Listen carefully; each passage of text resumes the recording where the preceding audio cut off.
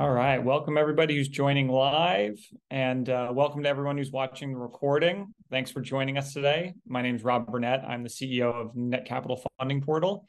I'm here with my team, and we do these events every couple of weeks to try to just get some information out there in the world, help entrepreneurs optimize their offerings and optimize their fundraising. And today we're going to talk about mastering your pitch and top five tips for nailing your pitch. So I'm going to go through. I've got a deck to share with everybody today. For anyone who's here live with us, if there's any questions that come up, please feel free to put them in the chat, or I'll open it up to a live Q&A at the end. And then for anyone who's watching the recording, please feel free to either comment on this if you want more information, or shoot Netcapital a note at team@netcapital.com, and we'd be happy to help. So with that, why don't we get started? I'm going to share my screen and talk about the top five tips for nailing your pitch. So first, for a second, who is Netcapital? We are an SEC registered funding portal, and we help companies raise capital online. We work with Reg CF, so regulation crowdfunding, to do equity crowdfunding raises. We work with all types of entrepreneurs of every shape and size. You do have to be a US-based company, but we work with all types of entrepreneurs in all types of businesses.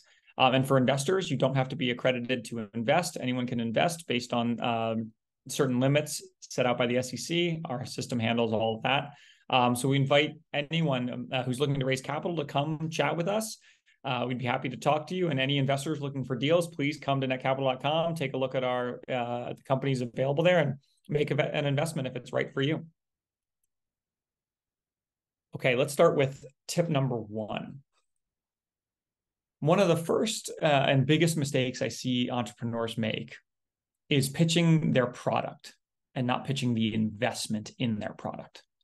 And as I've got written here, the world is littered with amazing products that never become big businesses, whether because the market's not big enough, or they're too early, or they're too late, things like that. And so investors really want to understand, not just if you've got a good product, that should kind of be a given, but they want to understand that the investment in your product and your company is going to grow and produce returns.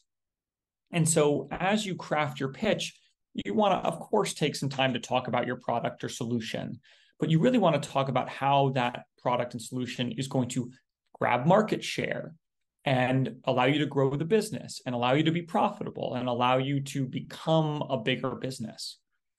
So talking about things like the size of your market and how you plan to get market share. Talking about the number of people who are already interested in your business and how much that can grow can be really important. And then talking about your business plan and go-to-market strategy can be really, really useful for making sure that investors can see not just the great thing you're building or service you're providing, but they can see a world in which your service or product is ubiquitous and big, and that they get to be the people who said, I invested when no one could see it, or early on, or when it was just a small company. So again, just to reiterate, one of the most important things you can do as an entrepreneur is make sure you get good at pitching the investment, not just the product. The product has to be more than just a good product. It has to be able to grow and produce market share and produce value for the company, for shareholders, and hopefully the end customers as well. So the second piece of this puzzle is about optimizing for audience. So if you're doing a private placement, you probably have just one type of audience, angels or venture capitalists. When you're doing a Reg CF raise, you have all kinds of audiences. Your audiences might be your friends and family. They might be your customers. They might be retail investors, people who like to invest a couple $100, couple $1,000 at a time. They might be angel investors who are used to more traditional due diligence. And they might be institutions that are looking to write 5, 6, and even 7-figure checks. And each of these groups are going to want to hear about different things. They're going to want to dig into different pieces of your business, and they're going to have different priorities when it comes to making investments. And so it's important to do two things. One, it's important to make sure you can talk to all of these audiences, but it's also important for you as an entrepreneur to think about, who is my audience? So companies on Netcapital often are pitching to two big groups of people. They're pitching to their own network.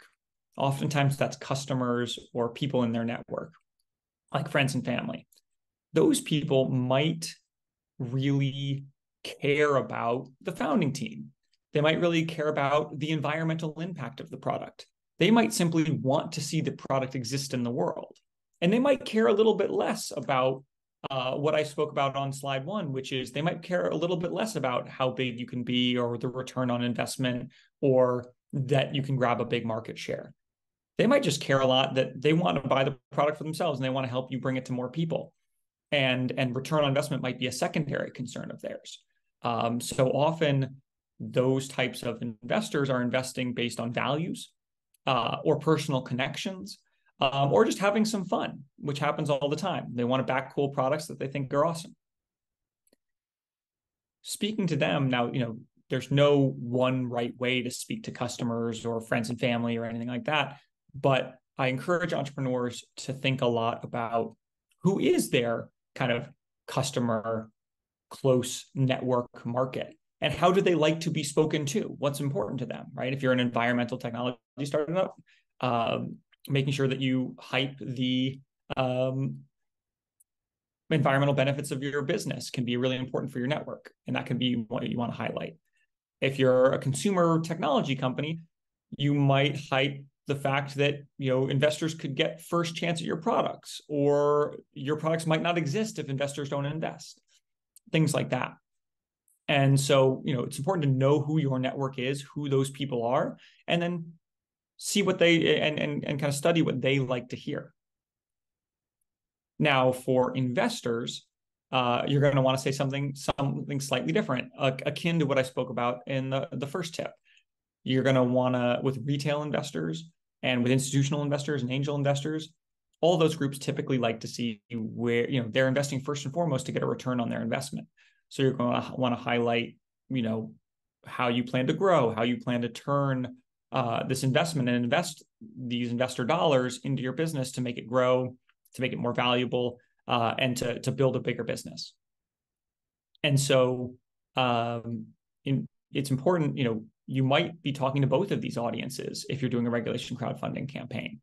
And so figuring out how and where, and our team can obviously help you if you're listing on Netcapital, but figuring out how and where you want to talk to these people and how you want to write all your materials to make sure you cover all your bases can be tricky. Sometimes it can be a tightrope to walk, but it can be really important. And then, a minor point, but an important one, is you want to make sure you're balancing all of your materials between graphics and text. Making sure graphics are a great way for people to quickly and easily understand what's going on.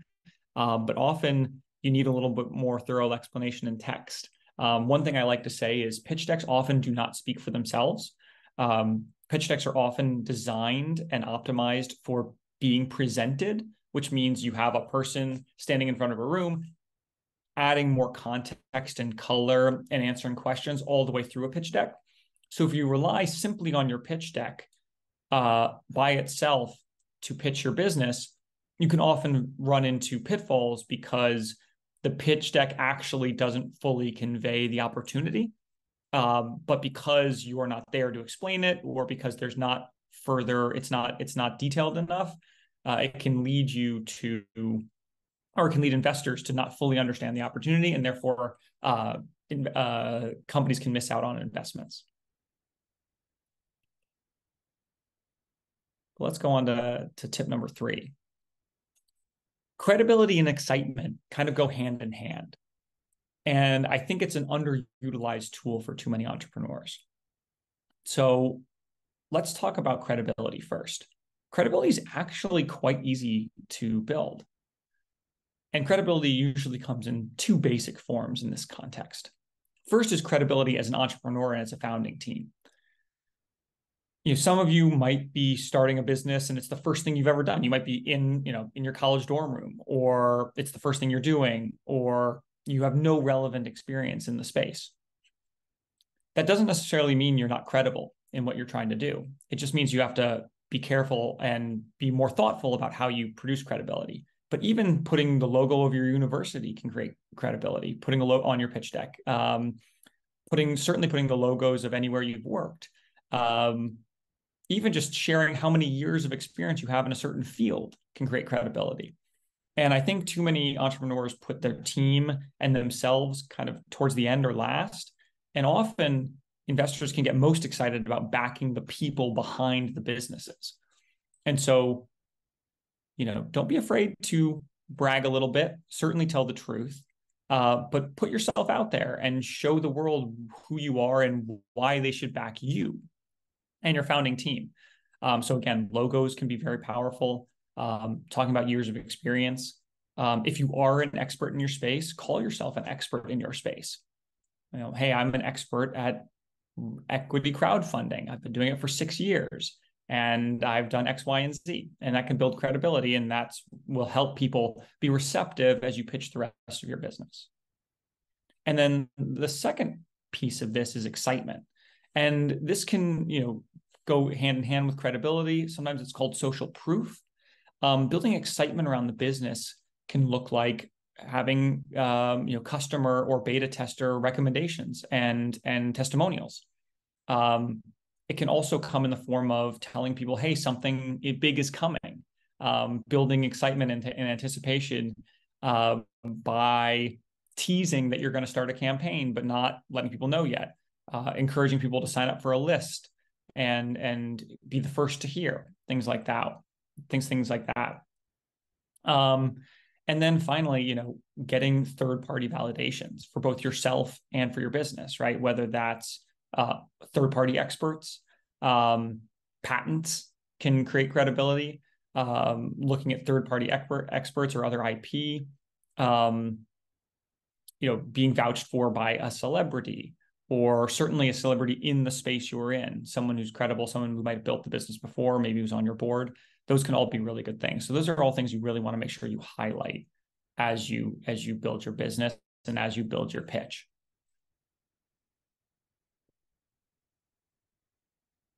So the fourth thing, now this is a little, a lot of people who do traditional, I'll call traditional fundraising, do a roadshow with VCs, they often aren't creating videos.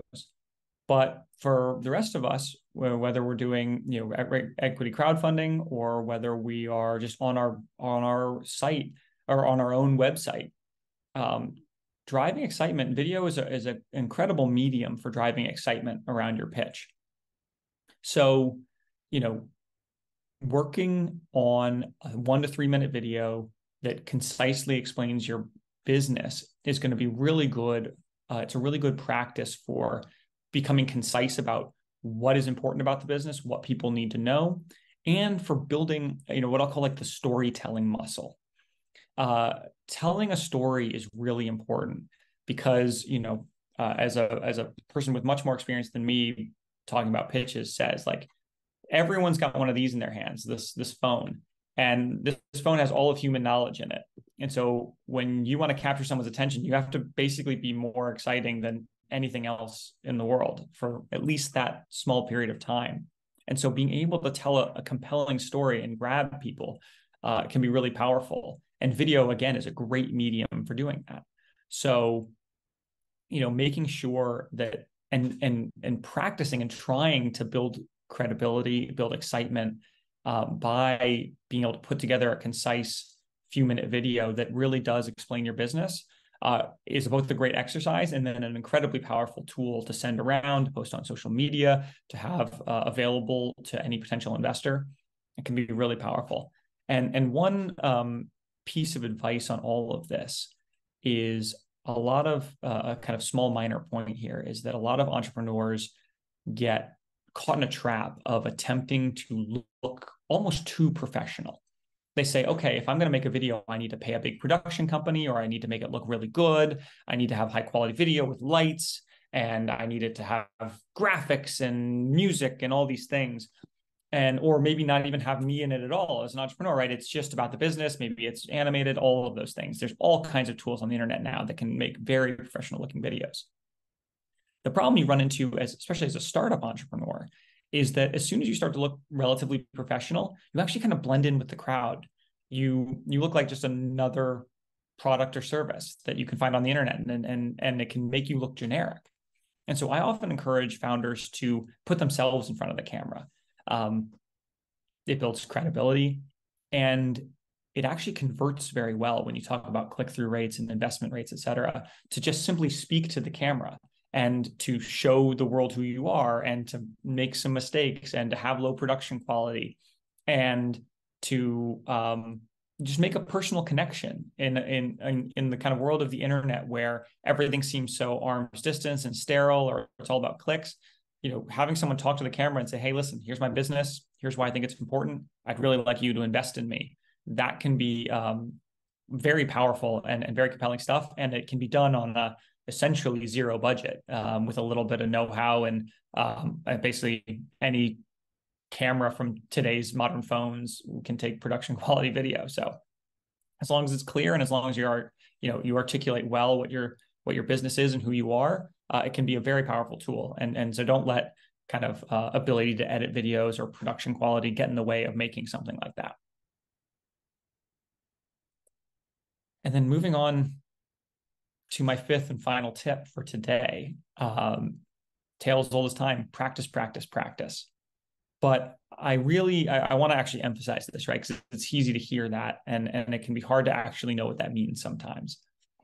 When I say practice, practice, practice, and practice your pitch, I don't simply mean stand in front of a mirror and practice it over and over again. I mean, get out there and pitch to people, but then hear their feedback. Often, I like to say that as entrepreneurs, our company is our child, and we all think our babies are beautiful, and most of them are, but we don't see their flaws.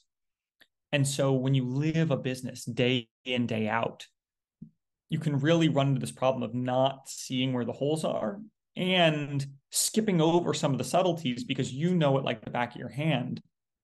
But someone hearing about your business for the first time might not understand some of the subtleties or nuances, or have some of the background information required to be able to understand the opportunity you're putting in front of them.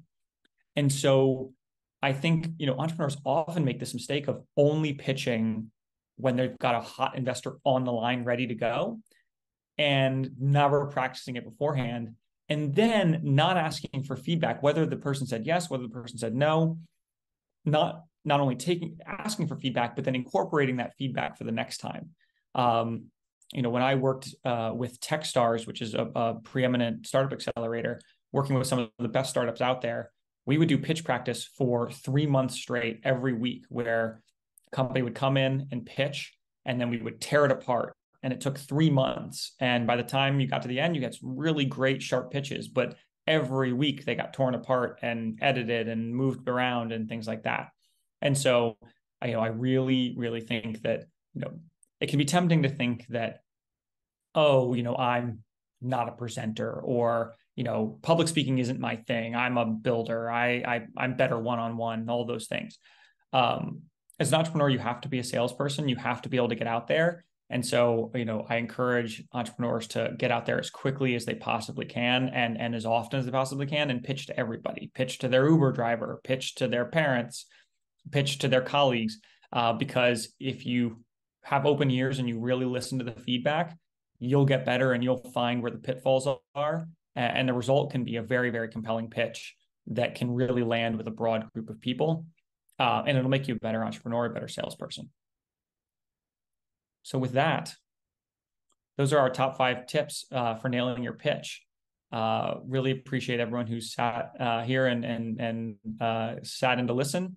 If you need to raise capital, we would love to help.